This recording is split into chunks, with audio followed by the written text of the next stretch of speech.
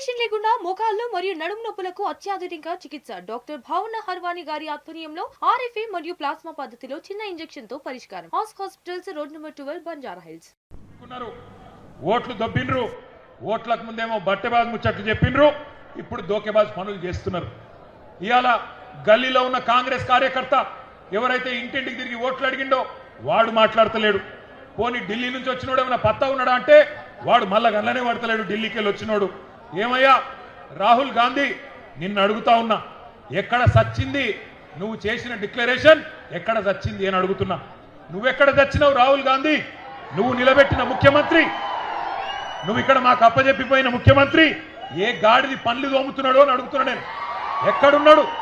రైతులు కల్లాల కాడ అవస్థల్లో ఉంటే ఇలా మక్కలు నిన్న తిరిగిన నేను జనగామల యశ్వంతాపూర్ పోయినా, పర్కాల్లో ఊకలు పోయినా, నర్సంపేట మార్కెట్ యార్డుకు పోయినా రైతులు కళ్ళకెళ్ళి రక్తం గారే పరిస్థితున్నది.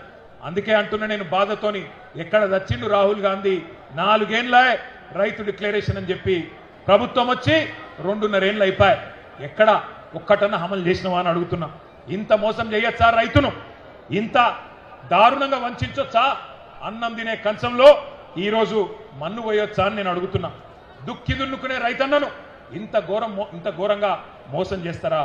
సిగ్గనిపిస్తలేదా కాంగ్రెస్ నాయకులారా? నానా గడ్డి తింటారా ఓట్ల కోసం? ఇక్కడ రైతు సంగ్రామ సదస్సు అని పెట్టుకుంటే వాళ్ళక్కడ మెగా రైతు మేళనట. అది మెగా రైతు మేళ కాదు, దగా రైతు మేళ.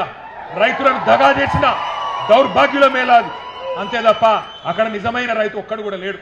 కొంతమంది కాంగ్రెస్ కార్యకర్తలను పోగేసుకొని వాళ్ళతో సపట్లు కొట్టించుకొని వాళ్ళు రైతులంతా సంతోషంగా ఉన్నారని చెప్పి మీరు సన్నాయి నొక్కులు నొక్కితే ఎవడు నమ్ముతాడు మిమ్మల్ని? నేను అడుగుతా ఉన్నా. ఇన్ని వేల మంది మా రైతన్నలు అడుగుతున్నారు, ఎక్కడున్నాడు రాహుల్ గాంధీ?